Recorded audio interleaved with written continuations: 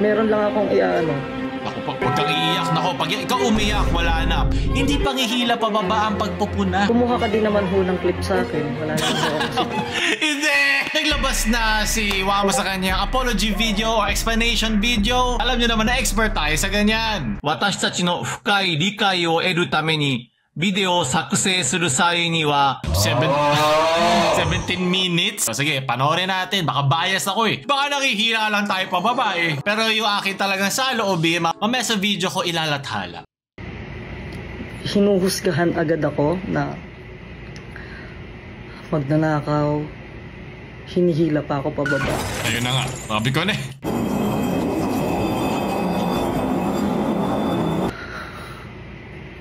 Nakuha niya isang checkmark na isang nag-sorry. Yung mga malalim na oh my god.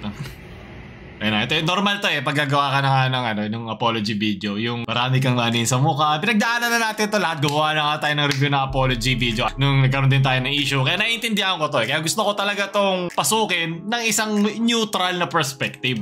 Entry ko ng Pilipinas. Pilian mo ang Pilipinas. So nag-entry ako. Na maganda. So, maganda yung pagkakagawa. Para sa maraming tao. Kaya ako ginawa yung bagay. Marami na-enjoy nun.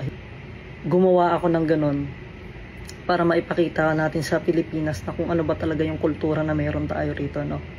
At na-explain naman, di ba? Marami naman talaga nagnanakaw sa Pilipinas at hindi accountable. Ikaw nag-i-accountable ka. So maganda rin na huwag ka nga mag-sorry. Kasi parang pinakita mo lang gano'n naman talaga ang Pilipinas. Ang mga Pilipino ay bulag na nasa harap na nila yung politiko. Harap-harapan na sila ninanakawan. Harap-harapan na silang inuutakan, ginugulangan ng mga tao na nasa otoridad at okay lang sa kanila. Kasi gano'n naman eh. Okay na yun. At least pogi siya. At least mabait siya.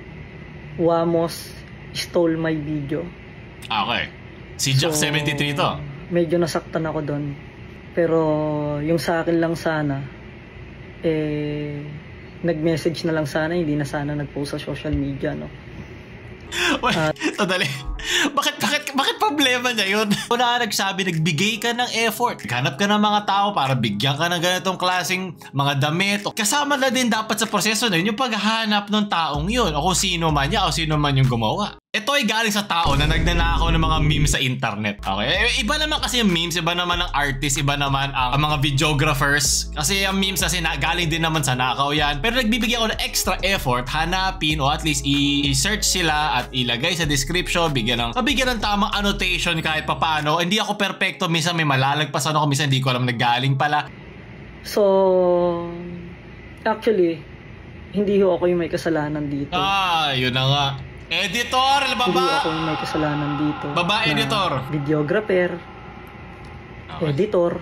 Ito na naman tayo eh. Akuhin mo na lang. Wala naman mawawala sa'yo. Ganun na rin eh. Dapat hindi mo na sinisi editor mo. Kasi dadaan niya sa mata mo eh. Sarili mong page. Sarili mong blue checkmark, totoo ba to chat page? Lumabas sa video, in-upload, tinitlean. So hindi mo alam na yung mga clips na pipiliin dyan ay hindi sa'yo. Pwede mo naman tayo, saan mo nakuha yung mga clips na yan? Nakuha mo ba yan sa Shutterstock? Free pick? Diba marami kasi mga libre dyan. Naiintindihan ko. So sobrang taranta na kami. Sobra na kami sa taranta. Taranta saan? Anong minamadali mo dito? Sobra na kami sa pagkataranta kasi wala naman itong deadline. Trend lang naman tayo. Behind the scene ko. Parang same day edit, ganon. Magpo-post na ako ng entry ko. So hindi namin nagawa mag-post ng 7 PM kasi gawa po ng wala kami mahanap na jeep at sobrang rush na rush po kami, no. Kasi 2 days nga po namin kasing sinot yan eh. So sa paghahanap ng jeep, dun kami talaga total. Wala namang problema dun. Kasama naman talaga yan sa pag-produce, sa production, paggawa ng content. Pero naisip mo rin ba kung ilang araw din ginagawa yung pagkuha ng shot na yun? Kung nirespetuhin natin yung oras na binigay mo, na nirerespeto namin, dapat irespeto mo rin yung oras na binigay nila dyan. Di ba para kumuha ng mga drone shots, magkano yung kailangan mo para sa mga ganyan? Sana ginawa niyang transformative. Alam mo yun, hindi ko alam. Iba-iba kasi siya eh. Iba-ibang factors kasi yung transformative content kasi papasok dyan yung mga, bakit Paul, ikaw nagko-commentate ka naman sa mga issue, di naman sa'yo to, di naman yung ginagamit mo.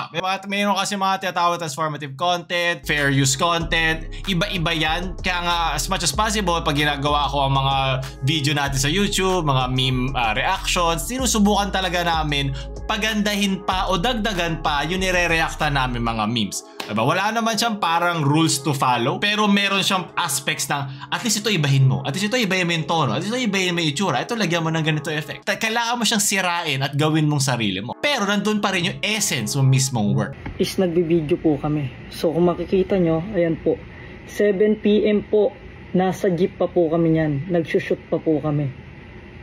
Halos alas 9 na po kami nag-post ng entry ko. Halos o di gano, o di sana hindi ka nag-promise. Ano ba naman yan? Parang ano na naman to eh. Bakit mo kailangan i-rush? Sana sabi, ay hindi po pala, bukas na lang. Kasi nangyari, irarason mo na nirarush nyo. Eh ikaw nagbigay na sarili mong deadline.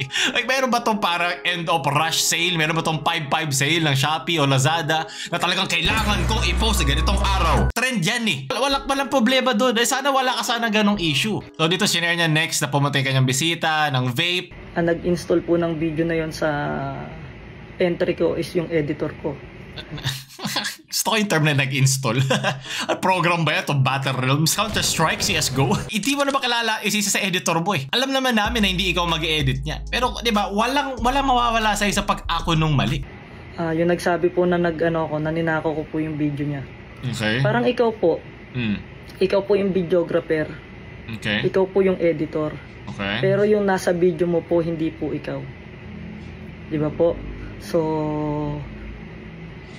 yun lang po yung yung sa akin, sana... Wait lang, hindi ikaw. May context kasi. Ngayon, ginamit mo ba siya sa malaking parte ng video? Gabi kasama sa fair use yun eh. Isipin mo, madilim yung unang parte ng video mo. Vamos, diba? Madilim ka. Doon nagre-reflect yung mga shots nung kay Jack 73. 90% nung clip, diba? 90% ng video, yung kanyang clip yung lumalabas. So, ibig sabihin, siya yung naka-roleplay doon. Ikaw yung naging parang border, diba? Art yan. Alam na, i-review ko pa pati yung gawa mo. Maganda nga eh. Pero, ang layo na sinabi mo, yung, diba, ni-review niya, nilagay doon yung, di ko masyado maintindihan. No? Napaka-vague. Pwedeng maging isang dating doon ay, ikaw, Jack73, dahil nilagay mo yung mukha ko doon sa video mo na sinasabi mong ninakaw ko. May permiso ka ba na kunin yung mukha ko? Ang konteksto na ipinapakita niya na nandun siya sa video mo. Yun lang naman yun eh. Ginamit naman po yun sa tamang paraan. Hindi naman po sa maling paraan. Hindi Anong tama sa mali? naman po sa pangit na video yung pinasukan ng video nyo po, no? Di ganun yun. Para mo sinabi pa nagnakaw ako ng pera sa iba. Okay lang, ginamit ko pambayad ng renta ng bahay ko eh. Di ka naman yung pinandrugs. Di ka naman yung pinambili ng beer. Pero bili ko na renta ng bahay ko. Ay, kukunin mo na ba kasi nalaman mo ninakaw. Ay, wala na pambayad ko na eh. Ako na po yung humihingi ng pasyensya dun sa editor ko sa nangyari. Di kailangan ng pasensya. Ang pasensya sa tinapay, kailangan mo tawad. Hindi ka lang na sorry. Wala na mawawala. Hindi naman nakakabawas sa pagkalalaki yan. Hindi naman mawawala yung mga vape na sponsor mo dyan. Pengi isa. Una pa lang binalaan ko na siya na kapag ka may mga gantong klase ng actually, sobrang galit na galit nga yung manager ko dun sa editor ko dahil sa nangyari nga po. Gusto niya nga pong paalisin. So mabait ka pala kasi di mo tinanggal sa trabaho. Grabe ang bait mo naman, amen? Liable ka at guilty ka din na dumaan yan at hindi mo naisip yun. Ganon din ako nung nagkaroon ako ng issue, di ba? Dumaan sa mata ko yun at wala akong nakitang mali. I-accept mo lang na nagkakamali ka. Kasi pag nag-double down ka na hindi mo kasalanan, mas lumalalim lang yung hukay mo. Hindi ka naman habang buhay papako ng tao, Wamos. Hindi naman nakakababa sa iyo entertainment value ang pagiging isang tao. Sa atin dapat manggaling yung decision kasi tayo yung content creator. Pangalan natin yung nakalagay dyan. Pau Lul Wamos. Diba? Sa atin nakalagay yan. So at the end of the day, ikaw ang may kasalanan. Kahit hindi, may iba't ibang level ng kasalanan. Kasi pwedeng hindi sa'yo dumaan yung edit, tulad na nangyari dyan. Pwedeng hindi ikaw nagsabi. Pwedeng ignorante ka sa isang topic. Marami namang rason para makancel ka. O hingan ka ng isang apology. In its fullest essence, ikaw pa rin naman ang may mali. Editor ko, kaya humihingi na po ako ng pasyensya. Hindi po ako gumawa ng ganitong klase ng video para makipag-away, para makipag-debatihan, hindi po. Ed Kaluwag pala to, di ba? Hindi maipag-away. Meron lang akong akong isasama. Huwag kang iiyak. Nako, pag ikaw umiyak, wala na. Perfecto na ang isang apology video. Kinall out niya na ako ng Wamos Cruz stole my video, pero napakasakit po sa akin kasi ako po yung sinisi na kumuha ng video. Alam mo natin niya, Wamos Cruz editor. Siyempre, ikaw yung mismo pangalan ng kumpanya eh. Ikaw yung mismo pangalan ng content. Samantalang yun. Ayun na naman, tinuro na naman. May editor na naman na may kasalanan. So, sa clip na yan, Ay sabi ko, diba, ang laking porsyento niya nung video eh. Meron siyang masasabi dun sa pagkuha ng video niya. Kasi literal na yung video niya yung nag-play. Shadow mo lang yan eh. Pwede nga yung PNG lang na ilagay ko dyan eh, diba? Pero gets, yun yung tumatakbo, yun yung nakikita ng mga tao. Na may 6.5 million views na yan nung pinlay niya. Kumuha ka din naman ho ng clip sa akin. Wala naman ho akong sinabi sa inyo. Hindi! Na masama. Bakit? Hindi ito yung reverse card na iniisip mo, Vamos. Hindi porket kinuha lang yung video mo at pinlay at pinanood ay ninakaw na siya. Kasi iba yun pag naging parte na siya na isa pang transformative content na sinubukan gawin ng editor mo kasi naglagay siya ng effect. Makikita mo yung clip niya na parang nakapatong na hindi 1:1. Pero ito pinapakita niya na nakasama yung video mo. Ina-explain niya doon yung parte ng kanyang content. Ina-explain niya yung parte na lumabas ka doon sa content niya. Para mo kasi nangyari, parang nanakawan mo yung magnanakaw eh. Parang gano'n yung nangyari na kukuhanan mo yung nakuhanan na. Hindi naman yan gagawin kung hindi siya kasama sa content mo nung simula pa lang eh. So, sino yung nagsimula? At tandaan mo, ikaw ang pinakamalaki may nakuha dyan. Kasi million-million na nakuha mong views. Ako actually, sanay na ako sa mga nagkumukuha ng ng video ko, pero wala naman ako sinasabi sa kanila. Nagiging proud pa ako kasi alam ko masisikat ako kapag sinishare nila ako kinukuha. Yeah, kasi nakita rin kita dati na may mga sumasayaw, nakikipag-collab sa TikTok at malayo na narating mo, very good side. Pero ganun din yun. Hindi naman yung mawawala. Meron din mga malalaking mga pangalan na nagka-copyright pa rin naman. Choice mo yan. Huwag ka magalit dun sa gubat kung bakit marami mga hayop. Lahat tayo kasama sa ecosystem ng content na yan. Pero siguro lala, pag kinuha yung content mo 1:1, pwede mong i-take down kung gusto mo i-copyright strike kung paano sila makapag-upload ng matagal. Pero choice mo yun eh. Pwede mo rin naman gawin yun eh. Wala namang problema. Ang tanong, mananalo ka ba? Kasi yun nga, may fair use. Hindi naman porket lobas yung content mo saglit sa isang content, ay ninakawan ka na. So ito naman sunod, papakita daw niya yung kanyang tropa na nag-post din sa kanyang sarili nilang entry na may mas onting followers. So mamaya lalabas natin yung score natin sa Wamos Apology Review. God. Sinabing nagnakaw ako. Nagpasok din po sila ng ganyan. Sabihin natin may mga malilita creator na ginagamit din naman yung content mo. Hindi naman ibig sabihin lagpas ka dun eh. Hindi ka lang kasi nakikita pa. Siya unang makikita. Siyempre may mga million na followers. Kasi yan yung unang titimbre sa'yo. Yan yung unang magtatag sa'yo ng mga ay kinuha yung clips mo. O ayan, dito pala yung video mo. Hindi to aha moment. Bakit mauuliin sa drums kahit may sako-sako dyan? Ito meron to isang sachet yun. Ba't nyo kinukuha yung may sachet? Ba't unahin nyo yung may sako? Hindi porket meron doon na mas maliit ang followers na hindi nakikita, eh tama yung ginagawa niya. Yan yun. Para mo pinoproject yung blame. Palusutin mo ang Pilipinas. 21 hours na po, hindi niya kina-call out na Di naman lahat chronically online. ng ibang tao. Wala naman akong intention na magnakaw ng ibang video ng Alam mo, tama ka naman dun. Wala ka naman talaga intention eh. Pero kailangan mo pa rin akuhin yung pagkakamali. Kasi hindi mo porket nag-sorry ka, mali ka eh. Iisibihin lang no, responsable ka sa nagawa mo. pagkakamali ng editor ko yun. Pero ako po yung humihingi ng pasensya. Lahat ng mga editor dyan, kasalanan niya yan. Lahat ng mga editor na mayroong mga influencer. Ako, yung mga editor ko baka magsialisa na. Sisisihin ko kayo, pamela ako, na-cancel na naman. Ako, na-issue na naman ako. Yun lang, maraming salamat po sa nakinig sa akin. Okay, salamat din doon. Alam mo, yung itong sorry mo, well, hindi nga siya sorry, ng 4/10. Kasi dapat pasado na siya ng 5/10 eh. Nung sinisi niya editor, 5 points na agad yun nung sinisi niya editor. Pero tama naman siya na hindi naman intention. Sino ba intention na magdakaw ng video na iba? Pero sa dami kasi nga ng content, akuhin mo. Kasi normal lang naman magkamali ka. Hindi ibig sabihin lagi kang gagawa mali. Kasi nga, di ba?